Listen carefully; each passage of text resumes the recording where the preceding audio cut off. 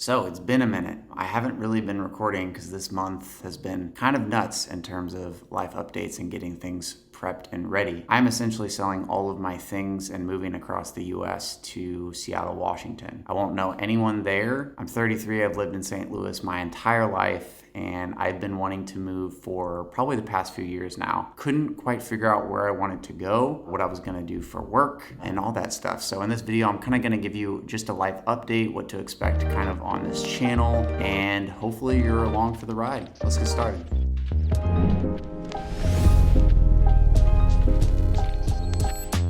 So welcome back to the channel.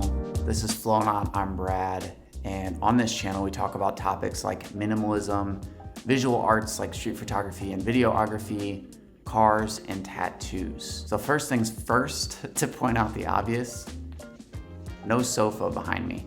I've gotten rid of a few of the bigger items in my apartment already. I am selling everything pretty much in my apartment outside of some clothes. It just made it a lot less stressful for me to just sell everything while I was here and then get a feel for the new space once I moved there. The idea of just taking like a carry-on suitcase and maybe an extra bag and getting on the flight and just moving with that and not having to worry about scheduling movers to come and all the stuff that comes along with that. So let's start with this. Why Seattle? One of the things that I've really been searching for in a newer city is somewhere bigger. So taking trips to Chicago and New York and my recent trip to Seattle really gave me a different perspective on culture and people and things to do and just things that I'm looking for in a city in general. So I landed on the idea of Seattle mostly because of just researching online. That's the beauty of living in the technologically advanced age that we live in now, is you can pick up your phone, you can hop on Google Maps or Apple Maps and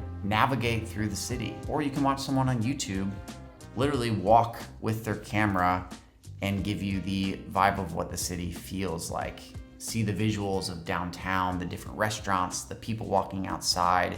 You can see a lot without actually going to the place itself. Now, my recent trip to Seattle, you probably saw some of those creative shorts that I put together.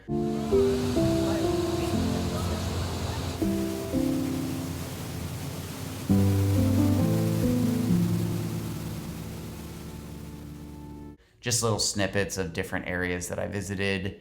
That trip to Seattle was basically to confirm all of the research and feelings that I had about Seattle, so that I could actually smell and feel, Smell it, and be surrounded in that city and kind of confirm the research that I did. The cherry on top, if you will, to be like, this is the city that I want to move to. And I'm very much an intuition guy. I think back to like when I toured a college campus or high school, you walk through a certain place and buying a house, you can envision yourself being at that place. You can see yourself walking through the halls or eating dinner in the dining room in the new house. You can start to kind of see yourself in that situation.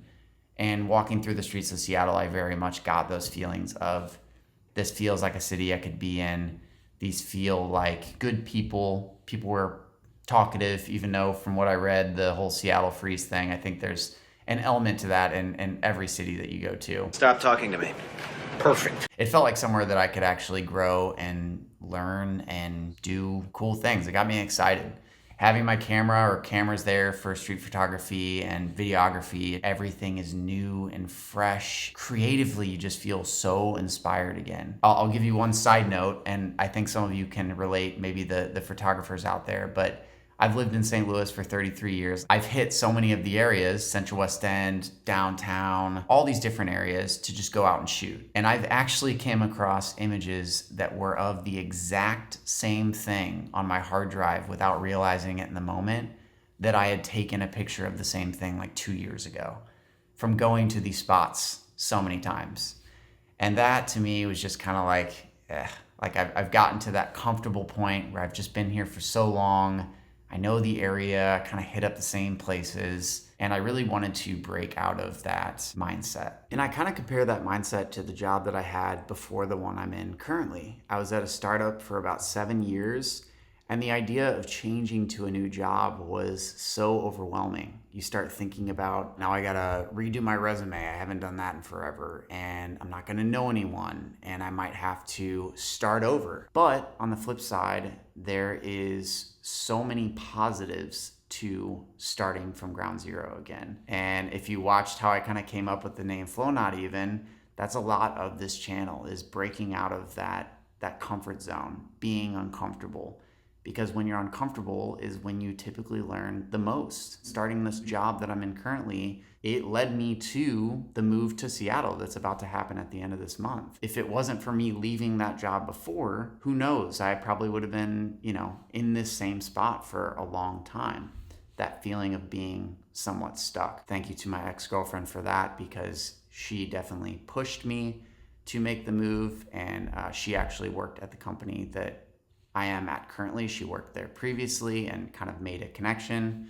So thank you very much. You taught me more than you know. There's something really exciting about that idea of starting over, not to run from problems, but being in a good spot in your life to start over in a new place and have those new experiences. But how do you do that? How do you make a big change like that? Well, those of you that have followed this channel, I've talked about this in the 3 months on YouTube video. I hit on some of these topics, but you have this big idea. So think of moving to a big city, moving to Seattle in my example. I have big dreams. And there's so many things around that big idea, so many changes. You start thinking about all these things and you get overwhelmed by the process. But when you break that process down, so when I wrote basically a checklist of items that needed to happen in order to achieve that goal or dream, you put them into small bite-sized steps. Eventually, you check off all the items and you've reached your goal. It makes them more manageable. After having this idea of wanting to move and then eventually deciding on Seattle, I wrote down the list, and it was more or less 10 or so items that I had to complete. And it started with talking to my manager. That was the first step, because if I had this big dream of moving to Seattle or a new city and my manager said no, well, then none of the other steps can happen unless I change jobs or figure out where to go from there. And turns out they were more than supportive and flexible. And it made all of the other steps a lot easier because I crossed that first step off, and it kind of was a domino effect. So if you are overwhelmed by some kind of dream or goal that you want to get done, I cannot hone in on the fact that you need to write down those steps. It will take the stress out of it. You will not get super overwhelmed by the process because you just take one thing at a time. And I think that can be applied to so many different things in life. What are the next steps? Well, I hope all of you watching, if you haven't seen me before or you're completely new to my channel, I hope you're along for the journey. I love the passion topics that I talk about on this channel, but a big part of this channel too is just documenting life. Things that I learn along the way, these uncomfortable new experiences. I love being able to document it, and I think the videos are as much for you all who take the time to watch out there as they are for me to be able to look back on in a year or 2 years or 3 years from now to kind of remember that exact feeling in this moment that I had. The move is happening at the end of June is kind of what I'm shooting for. I haven't bought the ticket out there yet, but end of June or July 1st. And I'm gonna document this whole process. I'll document the move.